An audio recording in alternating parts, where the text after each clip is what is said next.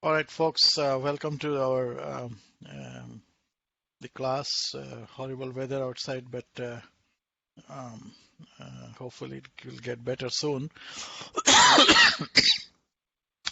And we'll continue with um, the point where we left off last time. And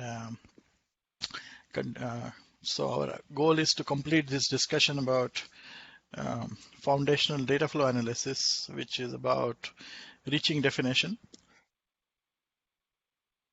And then we are going to look at certain other kinds of data flow problems. And then we'll do some more advanced data flow as well. So as you know, the problem that we were looking at rather, was we have a flow graph, something like this. And we do have the definitions which are marked by static points. For example, at D1, we have definition of I, which is getting generated. And so different definitions of the same variable are, first of all, distinguished based on the static points such as D1 and D4. And so what happens is, and also D7 in this case, and so all these definitions, they originate at their points. As we had looked at it last time, they will flow through the basic block. They will also go along the edges. And we assume that all the edges are feasible. In other words, there will be some execution during which they will get exercised. And so the idea here is to find out that under all dynamic executions, which are the definitions which will reach a given static program point. If we gather all these definitions, which could dynamically reach under all dynamic executions a given program point, then we can look at their common properties and do some optimizations. So for example, if two definitions are reaching a given program point under all dynamic executions, then we know that if both of them are the same constant, we can get them replaced by the constant value, and that allows us to do optimizations and so on. So those are the basic goals of the analysis, and that is why what we are doing here is trying to determine if this is the case. Now remember that we are not really emulating or mimicking all dynamic executions under data flow analysis conditions, but we have simply formulated the problem as when a definition on a basic block basis, that a definition comes in, goes through the basic block, reaches the end of the basic block. From there it goes, because both the edges are probably feasible outbound edges, flows along all outbound edges, reaches the input of the next basic block, and the process keeps going on. And in this particular process, we might have a definition killed because there is a redefinition of that variable in that block. For example, if some definition reaches the beginning of block B2, since in D4 we are redefining I, all those definitions of I which are coming in will not get through that D4. They will all be killed. However, a new definition will originate in that block regardless of anything, and that will be D4. So that's why we had two sets which are being shown here, the gen set and the kill set of all the for each of the basic block. Just to recap, what is a gen set? It is the downward exposed definitions which reach the end of the block. Those are the gen sets. Those are generated in the basic block. So there is the L value for that particular variable. And that manages to stay on. It doesn't get killed. It reaches the end. So giving this illustration, you can see here that D1, D2, and D3, which are for the variables I, J, and A, originate in that particular basic block.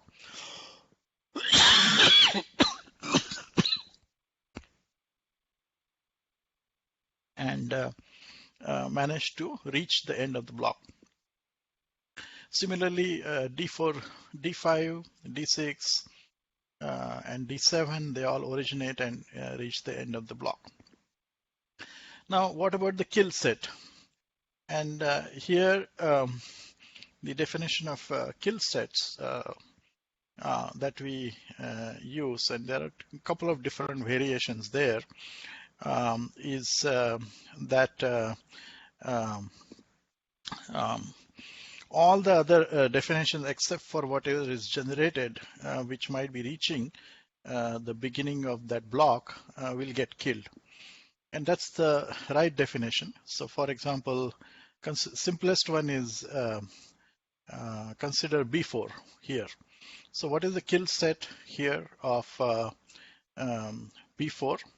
You can see here there are in general 3 definitions of I throughout the scope of this function. So those 3 definitions are D1, D4, and D7.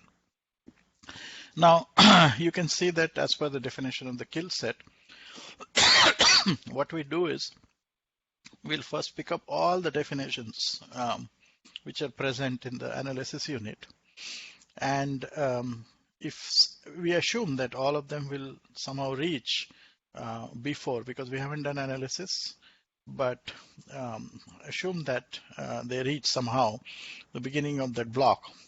Now what the kill set says is, in case they reach, because of the redefinition of I in D7, everything will be eliminated except for the one which is generated.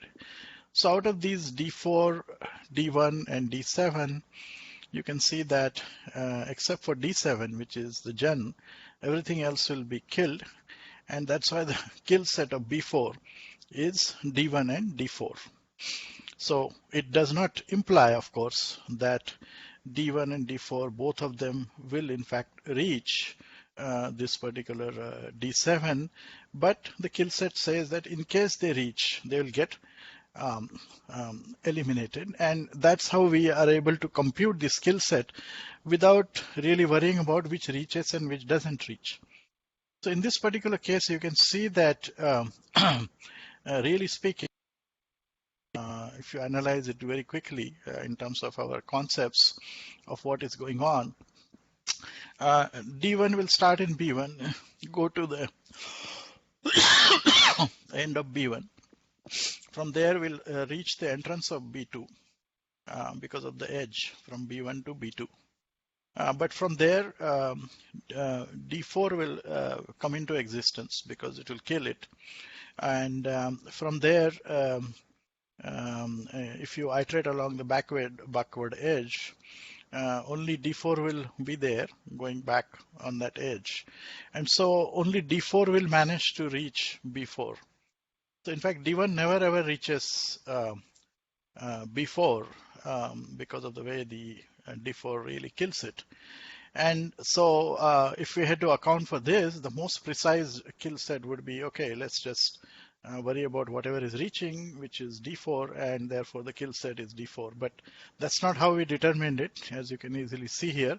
We thought as though D1 is reaching and we got rid of it. And that allowed us to avoid performing this analysis to determine the kill set. So in short, on a basic block by basic block basis, and by knowing the analysis unit and the universe of analysis, we are able to generate the gen and kill sets. That's what we do here and in all the analyses. So all the definitions of the variable except the one which is generated in that basic block are in the kill set of that basic block, assuming that all of them reach the one which generated is kills that, and of course that's why the kill set reflects all the definitions except the ones which are generated. So now with starting point of the analysis is of course this generation of gen and kill sets for each of the basic blocks, and here we can see that we have been able to just generate all these sets individually for each basic block. The next one is you can see that as per our equations, the outset or the definitions which manage to reach the output of the basic block, which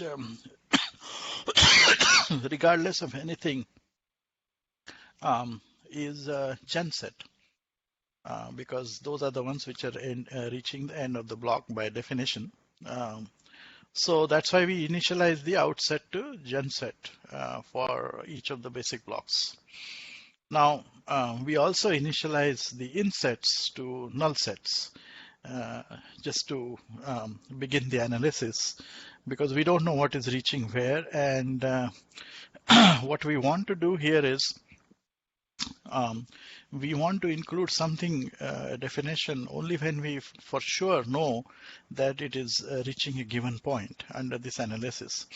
Otherwise, if we start with assumption of inset to be, hey, let's assume that this definition reaches, and we build the analysis from there, you will see that we will be including a lot more definitions than we really should in the analysis. So the analysis wants to be as precise as possible and wants to monotonically grow these sets of reaching definitions only when it is 100% sure that it is reaching under the assumptions of the data flow.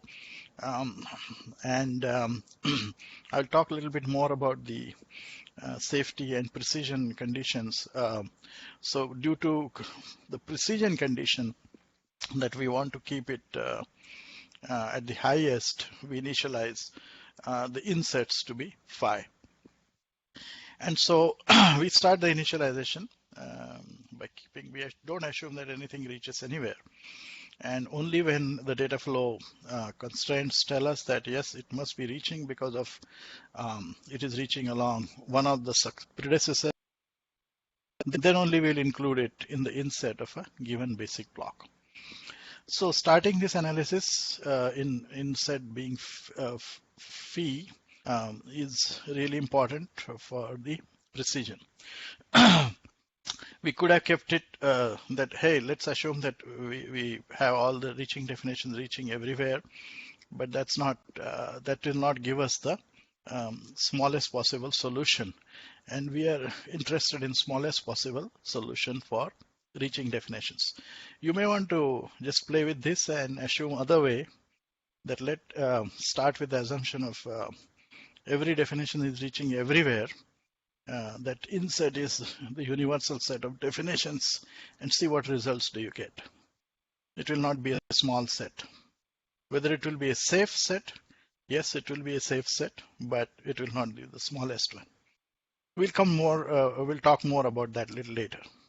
So again, we want to start with the assumption that no reaching definition is reaching unless it is really shown to be reaching by the data flow constraints.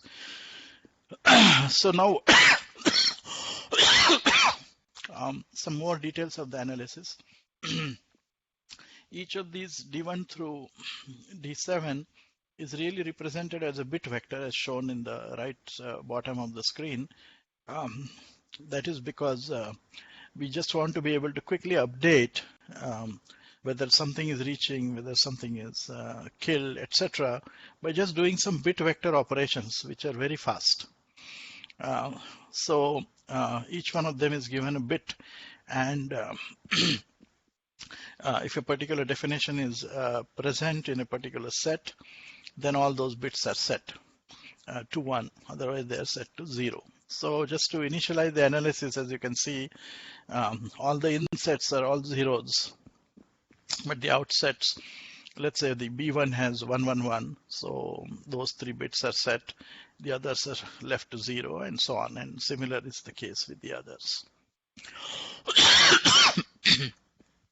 For this particular representation and the way the analysis solves the problem is takes these initializations, puts it in the bit vectors, and then iterates on it by recomputing the sets again and again and again until convergence, until they don't change. The reason for because of these reasons, we call this as iterative bit vector oriented analysis.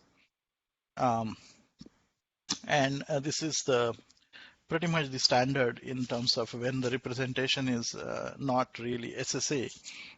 We had to do this type of analysis. There are some tricks which we might use to speed it up, but the essence remains the same, that we start with these bit vectors initialized, and then we use the equations and propagate them. And here is how we propagate them, by using the data flow equations. So let's start with the second equation, which we are familiar with. The outset of a given basic block consists of 2 parts. One is, of course, what is generated in the basic block. That is always reaching at the end, regardless of whatever is happening. The second part of it, you can see that really depends on what comes in and what flows through it. So how do we determine that part? That part is, of course, inset. That means it's giving us a set of definitions which are coming in into the basic block during the analysis. And of course, that out of that, we filter out those definitions which are not allowed to go through because of redefinition, which is the kill set. For example, if some definition is coming in like D1, the highest definition, that is going to get killed, so it will not be allowed to proceed to the end of B2. And because of this reason, certain definitions which are coming in will flow through, which are not killed. And of course, the Ch1 part will remain the same. So as such, we don't have to keep computing the Ch1 parts because that's part of the final set of solutions, which will always be the case. So we just have to keep computing after the initialization. That's the outset has gotten the Ch1 set. We just have to keep iterating by propagating the things and then adding the Ch1 part. And as you can see here, the more definitions come in through the in part, and some of them get filtered through the kill part. And so the outset is always monotonically growing because it will only add more definitions in the inside. And they will propagate, hopefully, if they're not killed. Of course, if they're killed, they won't. So now let us look at the in part, which is a very critical set. So you can see that from our definition of the reaching definition, along some path, if the definition flows and goes to a point, and if that path gets exercised dynamically,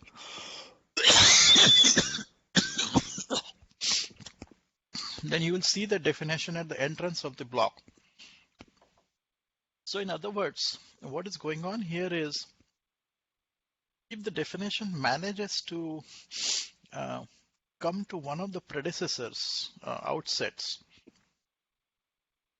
there, obviously, if that edge will be taken during certain dynamic execution, that particular definition will flow along that edge and will come to the inset. So as long as a definition comes through one of the predecessors, it manages to reach a given basic block which is successor. If it, of course, comes along multiple ones, sure, that will also be fine, because it would come along different edges at maybe different times, and that is also fine. However, if the definition never comes along any one of the predecessors, then definitely it will not reach, because that basically it means that it is blocked along all the different edge paths from coming to the predecessors. So maybe it never originated and therefore never traversed, or maybe it did originate and got killed. There will be several different kinds of possibilities, but regardless, that definition has not managed to find a path to either one of the predecessors. If that is the case, then it certainly cannot be reaching the successor. And that's a very critical observation. So how do we reflect that into equations? The equation is very simple. If it reaches predecessor A, include it, reaches predecessor B, include it.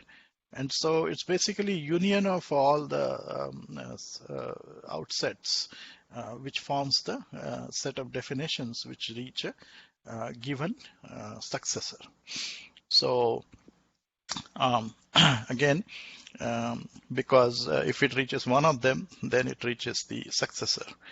And the union operator, of course, takes care of that. If it reaches along multiple ones, the union will reflect that.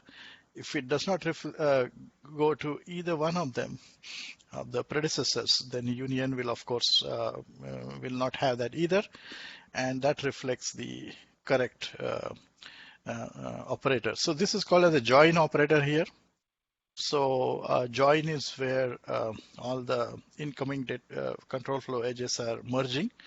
And the join operator along for this particular problem is the union, because of the definition of the problem, that if it comes along one edge, it should be there in the inset.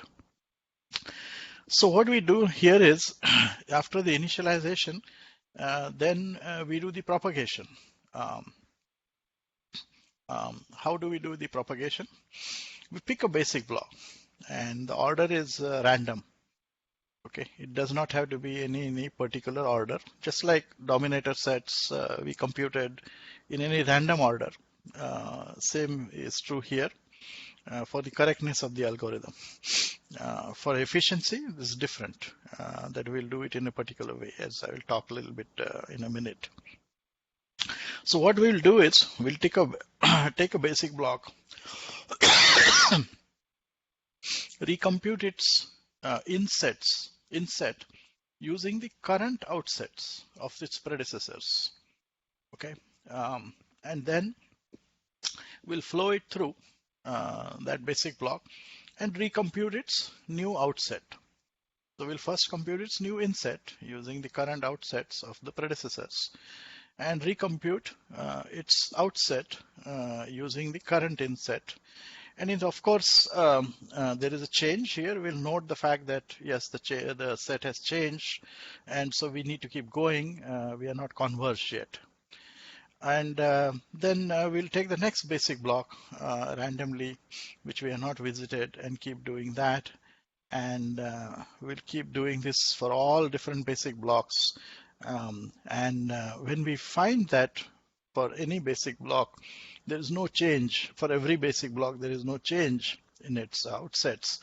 We know that we have propagated all the information everywhere, and therefore all the reaching definitions are now final in terms of computation. So if you just look at, for example, now let's look at the first iteration here very quickly.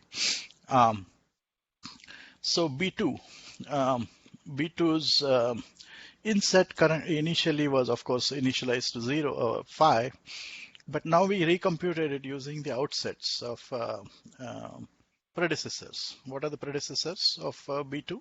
There are two of them. One is B1 and second is B3. And so B1 and B3, if you take their union in terms of their outsets, you can see that we will be getting the inset of B2. So 0001100 is the outset of sorry, is the, let's look at the outset of B1, which is 111 and all zeros, and union that with the B3's outset, which is all zeros and last two 10. So we should get 111, 00, 10 as their union, which is the new inset for B2. That's how we computed the new inset, by taking the outset of B1 currently and outset of B3 and taking their union. We now got this new outset of inset of B2, which is 111, 00, 10. Now, next we did the propagation through B2 because we had to update its outset based on this new inset now. And we got rid of certain kills and other things in B2. There will be kills now because of both I and J, and the gen part will remain the same. And now we have 001, 11, 100, 10, which is the outset which is generated for B2 because of these getting rid of certain definitions and keeping some intact. So we'll just quickly check this. So as far as D1 is concerned, you can see that it is killed because of the D4 there. As far as D2 is concerned, again, that is also killed because of the D5 there. So those two bit vector positions are zeroed out in the outset of B2. The third position is D3, you can see, for A. Now, as far as A is concerned, you can see that it is not killed. We have two definitions of A here, D3 and C6. Neither one of those are killed because there is no kill of A in B2. So because of the reason, and that reason, D3 is intact as 1. So is D6, as you can see in the bit vector. And then the rest is the gen sets which are getting added. You can see what are the gen sets, D4 and D5, and those are set. And that's why you'll get the outset of B on the second iteration, on the first iteration, as 001, 111, 0. Similarly, you can see that other sets are also computed. First, we compute the in, then we filter out the kills, and then we generate the add the gen, and that's the new outset.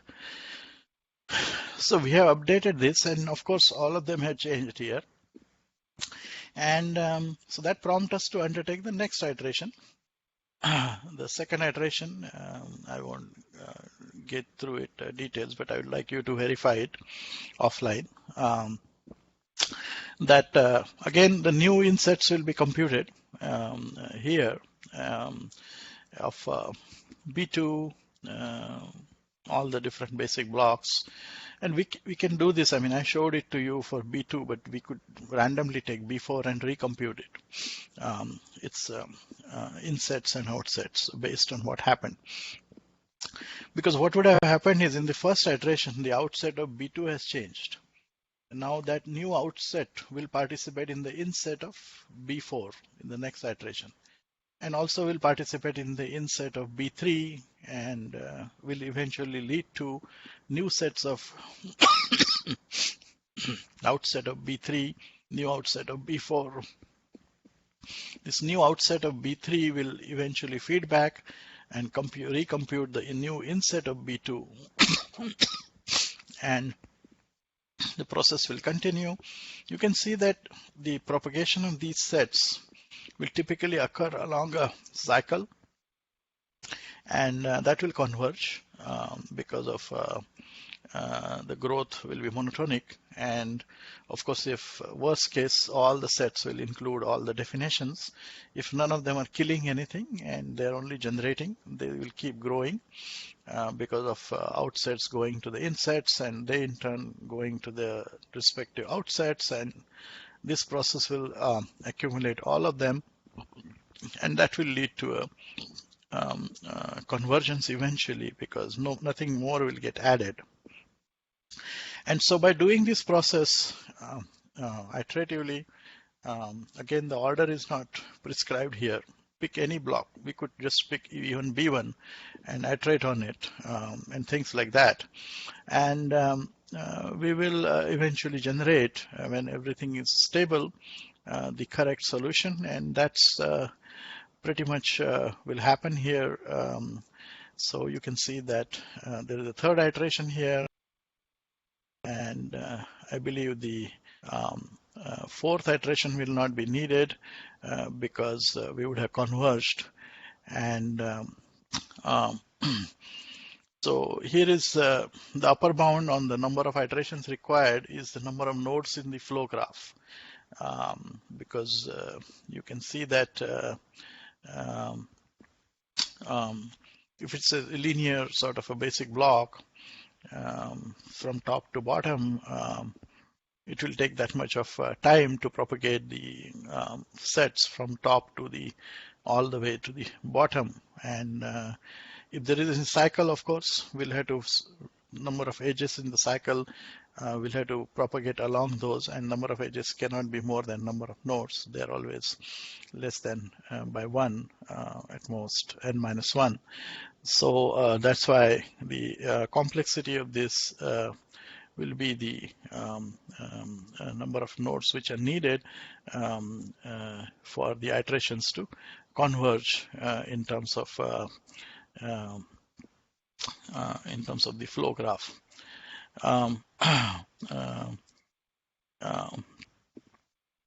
However, of course, it will be lesser than that when you have real flow graphs in which not everything will be propagated everywhere and so on. So coming back to now this particular example, after 3 iterations, I believe that things will get stable here, and we will have the final solutions of these reaching definitions, which definition is reaching where, and so on. So, for example, you can see that in block B4, we have D3 as well as D6 both reaching. Of course, in this example, we don't have any use of A here, but if we had a use of A, we would have determined that both A's in fact managed to reach here, and then we would be interested in finding out whether the one in D3 and whether the one in D6 have a same constant associated with them. And if they aren't, then we cannot do any optimization to remove the A and substitute it by its right-hand side. Now, in terms of, there are multiple things now which we should be looking at. One is the speed of the algorithm. And the second one is, so how can we improve the speed? And the second one is safety conditions and the precision trade-offs. And what are the other problematic things that could occur because of certain problems in real-world languages. So you can see here that as far as let's just talk about some simple things first, which is about the speed of convergence of this algorithm. In the current form, which is just telling us that, hey, just take any block, recompute its inset again, and then use it to recompute the outset. And doing this in any order till convergence with no sets are changing. So let's say by using this and being a devil's advocate, if we just pick D1 and recomputed its inset, that is not going to change in this particular case. It is going to remain the same. And if we recompute and recompute its outset, we'll be doing this work which will go waste. So, and that is true in general for any block. It's pretty vivid here that, of course, there's no input edge on B1. But even if some input edges are there, and if the set along that particular the outset, which is propagated along that, is not changing, that propagation need not be done to the corresponding outset. And that's one important observation. So in short, when do you need to really recompute the inset of a given basic block? Only when at least one of its predecessors change in terms of its outsets. So that's one observation. If you, for example, recompute an outset and it hasn't changed for a given basic block, that means at least as far as its successors is concerned along the edge, we need not reevaluate it. However, if I change in terms of my outset, I think you should recompute my successor. And so how does that variant of the algorithm work? So it does the same initialization as what we saw, but in the iterative step, it does it differently. It says that when a particular set is computed and has changed, which is from its initial value, and initial value of outset will be, of course, phi either, and it is recomputed after initialization step to its outset using its current gen set, which is what we did here. After the initialization step, its outset would have changed. So that will put all the successors of all the outsets into what is called as a working list. And this is the working list which the iterative algorithm which will use to find out which block becomes ready for reevaluation. So it will randomly take one out of the work list. Again, the correctness of the algorithm doesn't depend on it. It will take whatever is ready for work. It will take one out of that. It will recompute its inset. It will recompute it outset as per what the same algorithm that we have seen.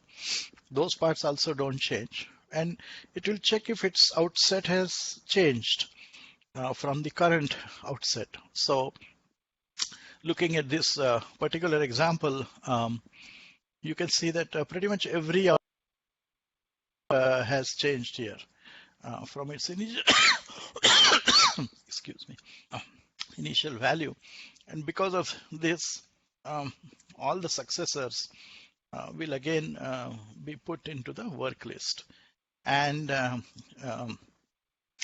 once that is the case, then it will reevaluate it. And now you can see here a slight difference in terms of across first iteration and second iteration. So after the first iteration, from original values, things would have changed between the initialization and the first iteration. So keep an eye on the outsets here. So as far as B1 is concerned, its outset has not changed. As far as everybody else, however, is concerned, B2, B3, and B4, the outsets have changed. And so after reevaluating B1, here we will not really see its outset changing. So we will not put any successor in the work list because of that reason. We'll then go to the other works list, the sets which were in the work list, evaluate B2, let's say, or B3 or B4, whatever. And once we reevaluate it, we will find out if it has changed. And if it has changed, then we will put its successors into the work list. So because of this particular reason, you can see that B1 never comes back into the work list because nobody puts it in the work list because, first of all, it is not an outset on any, it's not connected to any other outsets. So because of that reason, nobody puts it because of that particular fact. Now, that is, of course, true. And you might say that, hey, if we had looked at this graph more closely and determined that B1 has no input, no other outsets connected at its input, therefore we could have made that decision. True, but we would spend some time in determining some things like that. And here, and the second case would be that even if it's there, and if it is not changing, that is the fact which we would not have captured anyway. So in short, because of this new algorithm, which is really dependent on detecting a change in the outsets, and then only putting the successor of that back onto the work list, we are also finding out if there is any dynamic change in outset, which should be reflected in the corresponding inset. And so it is built into the algorithm nicely without having us to analyze the graph and so on. So such thing happen depending on the instance of the problem. The first case is when there is no input coming into me. You don't need to iterate. It's a very special case, and that is already taken care by this particular one, including some more cases like dynamic ones. So this particular work list oriented algorithm really speeds up analysis. Of course, the outcome of the result is the same. There's no change as far as the result of the algorithm is concerned, but it's just that it speeds up because it avoids propagation along certain long chains where, for example, variables are not really modified or killed, or they don't in fact get generated in certain regions. So many programmers typically will use certain clusters of variables and so on in a particular region of the flow graph.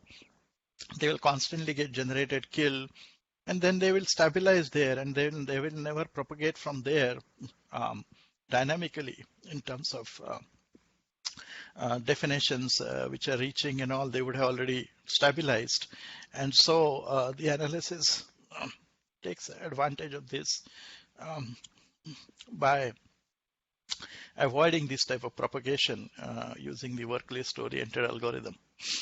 The second improvement you can see here is rather interesting. And both of these are orthogonal to each other. So you can see here that if you really look at carefully at this graph, you can start the analysis, and even if there are multiple blocks at the top in the place of B1, you could do the analysis there, stabilize the results. Then you could send the result of the first region, which is at around B1, into the loop, which is detected here, B2, B3, and so on. And we could just propagate and converge on the analysis in the loop. And then finally, we should take the result out of that and feed the result of that analysis to B4. Again, doing it in a similar way as what we saw in the in our dominator computation. We can go in a hierarchical manner from top enter a loop, propagate, and just stay inside the loop, not go outside, converge this result, and then feed those to the successors like before. And so doing this analysis would also help us in terms of speeding it up, because we will be just confining and iterating in a particular region. So what will happen is the number of um, uh, the convergence in each region, we will be doing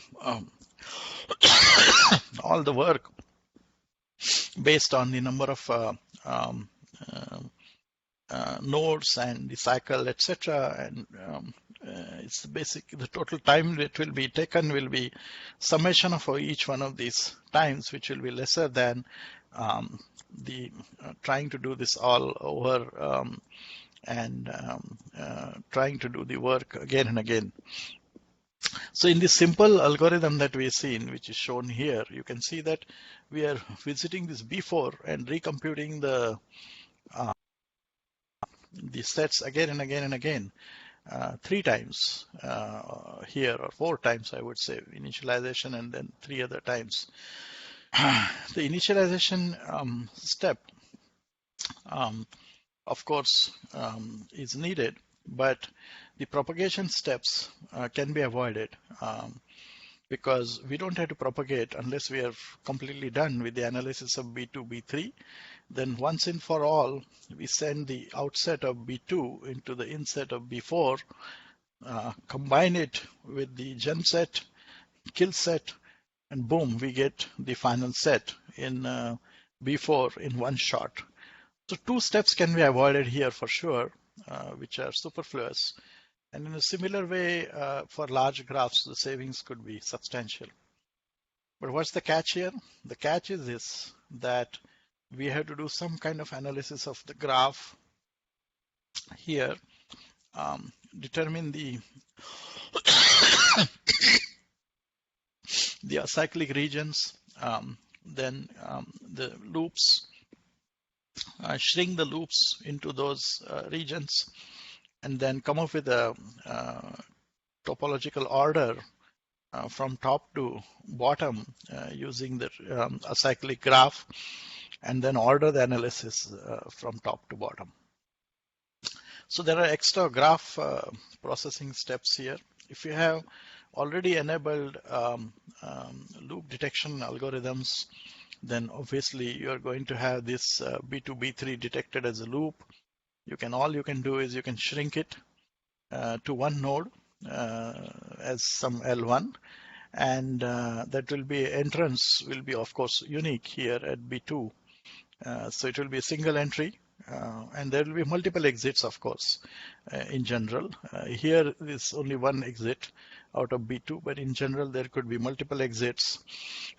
And by shrinking the loop to one big region, and then doing this, and then finding out the tree that is generated here, we can visit this tree from top to bottom for this problem, and evaluate the data flow conditions at the top first, then only go to the next region, which is topologically below it because of the dependence edge, and keep propagating the information top to bottom, and that's how we can make the analysis faster. And the second one, which I mentioned, is within each of those. Those dependencies are not because of the in-out relationships between basic block, but real data flow, whether it occurs or not. So if some variables are unmodified, for example, in certain regions, they don't change. Those outsets don't change corresponding to those variables. They remain stable, and because of which there's no point propagating again those to the next the successors, because that process has already occurred once. And because of this region, we can avoid extra propagation and take advantage of a faster convergence because of those reasons. So 2 different techniques for speeding them up. And then there are many variants of this. For example, how can you speed it up even more? As I mentioned, many programmers use these variables, declarations, and so on in a clustered way. So there'll be some uses of certain variable and definitions in one region. Then nothing will occur for a very long time, maybe in loops and all. They will not really get used. And this also occurs as a result of not just the programmer usage, but many times also because of inlining and other transformations. So those variables may be sent and maybe only read. They are never modified in the procedure calls, and that functional procedure call is inlined here. And so there is no, as far as the definitions are concerned, they're not occurring. They're only uses. Uses, you can see that they don't really affect the definitions. And so after that big region is passed, maybe again there are definitions and so on. So because of inlining, you can see that and the programmer usage, sometimes large regions of no modifications to the reaching definitions occur, and because of which it makes sense to simply bypass them. Now, how do you, of course, detect and do this? So there are techniques which will overall analyze the graph and finding out if some change in definition has occurred somewhere. And if it hasn't occurred, as far as that variable is concerned, they will install what is called as a bypass. In other words, once the set of definitions are stable at the end of a given block, there's no need to reanalyze these, and one can simply short circuit and jump to the end of that region because the set which is present there is the same as the one which is present at the entrance of the region. So you can see some things like that is happening for this very small example. At the beginning of B2, there's no change in after in B2 to A. So whatever definitions are stable at the entrance, they will remain stable at the exits of this region. And one could install such propagation. Of course, this is simply one basic block, so it doesn't make sense to do it here. But if imagine a whole bunch of basic blocks between B2 and B4, wherein there is no definition of A, which is coming into play. Once the reaching definitions are known at the beginning of B2, and knowing the fact that there is no definition of A in that region, one can simply use the results of these at the and bypass all the computation as far as A is concerned through that region. So this is the third way to speed up the analysis. Of course, this speeds it up by avoiding recomputation of certain bits and bit vectors, and then there are ways of finding out if the whole bunch of bit vector can be need not be recomputed and so on. So you get the idea. So these are the different ways of speeding things up. Now let's visit another aspect of this, which is the speeding up is an important aspect. Even now it is being done very cleverly. Of course, because the saving in terms of analysis time in one region is very useful to use it for something else, maybe deeper optimization, maybe more intricate analysis can be triggered, etc. So saving in data flow analysis is certainly a very important aspect, even now, which is being practiced. But even more important, and that's where really trade-off exists, is in really finding out whether the solution is precise enough, but is also safe. So what do we mean by that? So let us talk about the precision of the result.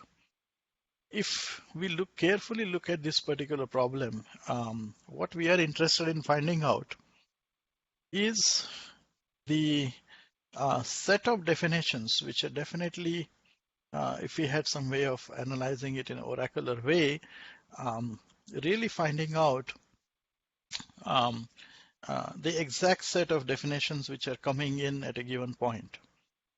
Now, um, we don't know, of course, dynamically what is going to happen here and so on.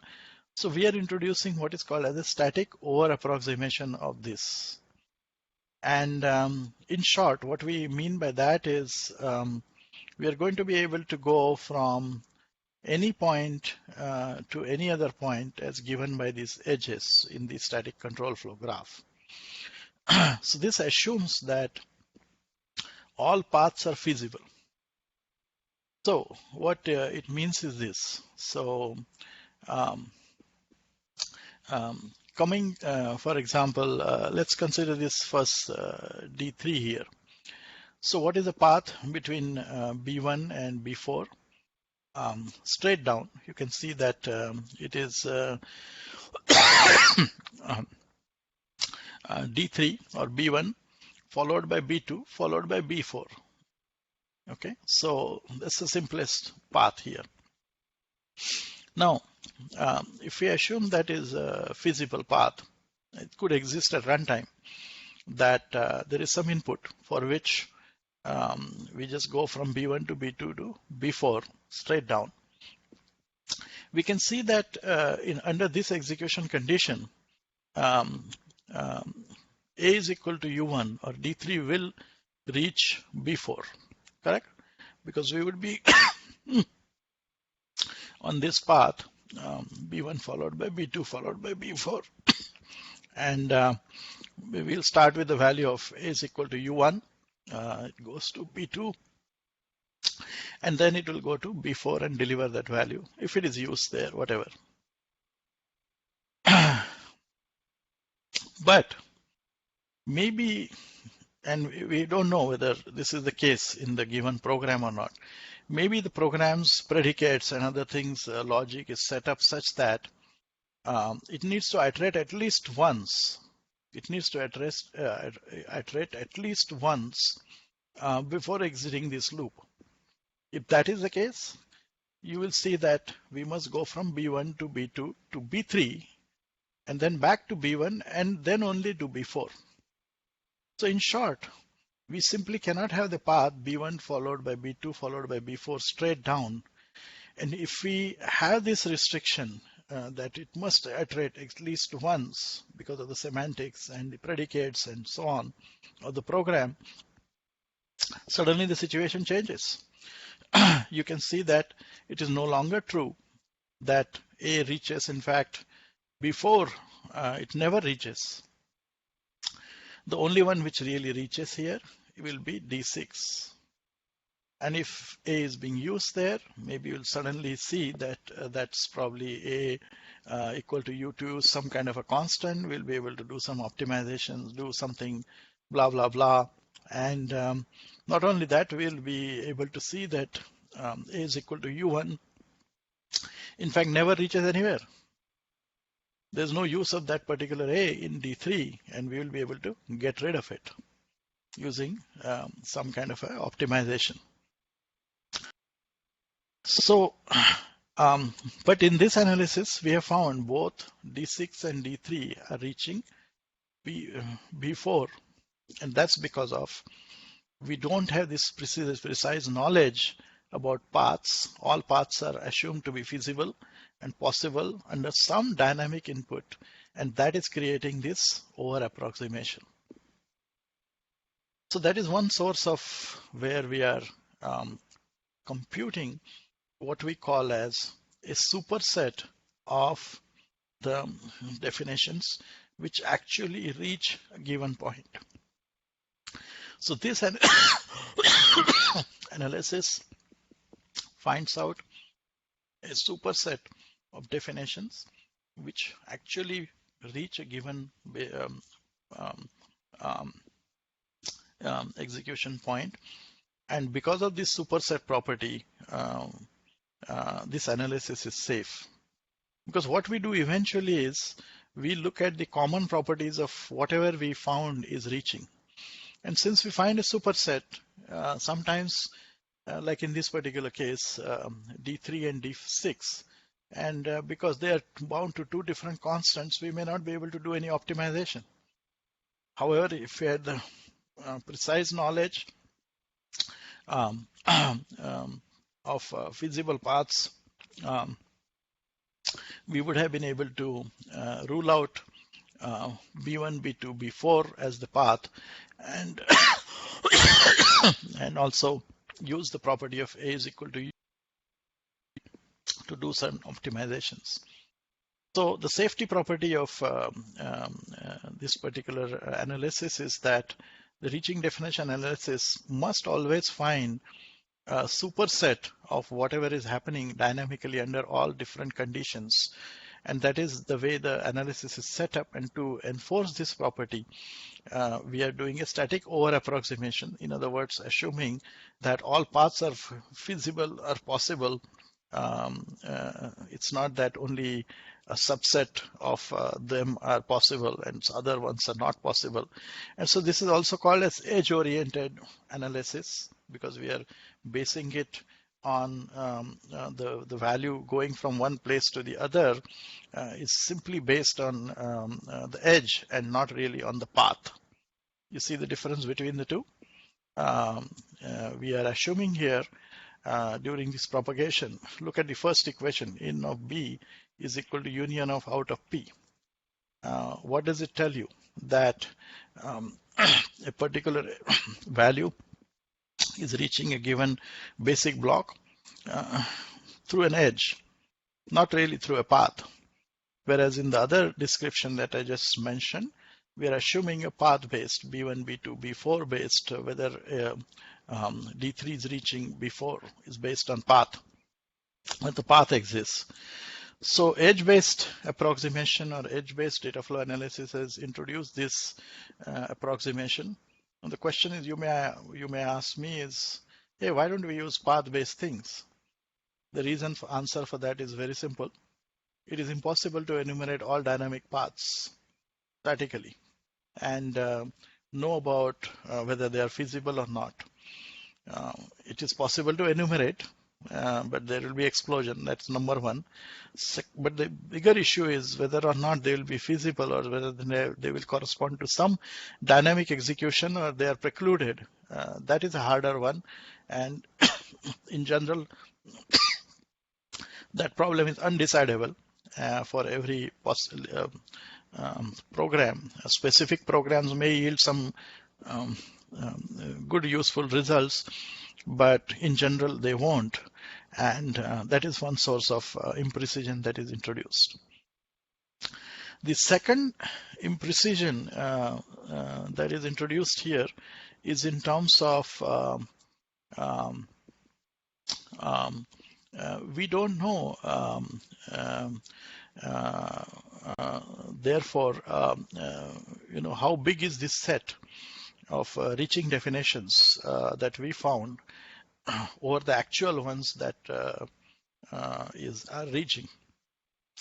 So in order to keep it as small as possible under the constraints of data flow analysis, here is where I was mentioning the fact that we initialize this sets to in being equal to phi, and then proceed the analysis from that this initialization. So no definition is assumed to be reaching at the endpoint unless it is really pushed or proved by the data flow conditions. How is it pushed? It is pushed because of the this second equation, in of B is equal to union of out of P. So unless it is really shown to reach at least one of the outputs sets of predecessors, you simply don't assume it is going there. And so that is the reason the analysis keeps adding things monotonically and results in what is called as the smallest feasible solution to the system of equation. If we do not have this assumption, we might get a feasible solution, a satisfying solution. So let's reverse this and say that B Don't do this, fee set to begin with. Let's do it. All the definitions are reaching everywhere. And you recompute this whole set again, do it offline, and you will see you will get a different solution altogether. And because of that condition, you will see that the precision will be lost. It is good to grow this and converge and do it as small a solution as possible. And that's another thing. Now this analysis is called as forward analysis. As you can see that we are updating the outsets which are based on the insets in this particular analysis. In past, the analysis that you might have seen, especially when you did the liveness analysis in register allocation, it is a backward analysis, going backwards. This is an example of a forward analysis in which it's in the direction of flow, because reaching definitions flow in the direction of execution. So it is a forward analysis in which the outset is dependent on inset. Now the third and important part which I want to mention is, so what are the other approximations which are introduced in this particular analysis, and what are the sources of those? One of them, of course, I mentioned just now, is the feasibility of paths. In our case, when we have generated the IR, we included the branches and targets of labels, etc., in a very controlled manner, because it was coming through the compiler code generation algorithm, IR code generation, etc. But imagine this analysis is being done on a binary, and we have some register indirect branch there. So we don't know its target, where that branch will be going to a specific label, because there is no such thing here as a label. There'll be a branch offset, and that's a compile time unknown. And so what do we need to assume there then? In the absence of any information, we must assume that the branch can go anywhere. And so we must insert these multiple branches in the IR, and that is a source of imprecision at the binary level representation, because we don't know the targets of register indirect branches and when the offsets are unknown and so on. And we must assume, therefore, that the branch could hit any PC position in this particular or IR position. We cannot say that it goes to a specific label, because there is no such thing as a label there. Now, if you might say, oh, why don't we drop such branches? That's a violation of safety right in there, because what if the branch exists at runtime and carries a value along it and you ignored it? Then you are violating the reaching definition, which is carrying around by that branch. And so that introduces tons and tons of definitions which could reach from all over the different flow graph to a given point. And that will really bloat this set of reaching definitions, making it very, very large and pretty much useless for any purpose. Because if you look at that set and ask yourself a question, are all of these definition constants? The answer to that will be invariably no. So that's a huge source of imprecision, and how to improve the precision there is really dependent on the precision of the underlying control flow graph that you have generated. And there are lots of techniques which will start with this huge over approximation, and then will rule out certain branches, because it can prove that the offset cannot be above or below this level value, etc., and leverages a lot of different information like types to rule out the targets of the branch. But that's a totally different analysis perspective, because it happens at the lowest level in the IR, where a lot of information is not present.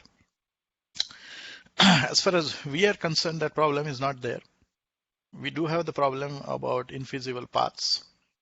What else is there, which big problem which we have ignored so far? And I'm just going to let your thoughts be tickled here, and we'll stop for today in terms of just mentioning the problem, but not really answering the question about how to address it. And that big source of imprecision, as you can see, is the transparency of the name and the value. What I mean by that is this. Consider I and J definitions. We consider them as totally distinct, correct, in the current analysis. So when we do this gen sets, we are simply saying that, hey, J is not going to kill I's definition, and it's going to let it through, and that's why J is I is in the gen set, and so on. Now, this problem is not entirely, this assumption is not, it's true many times, but not always.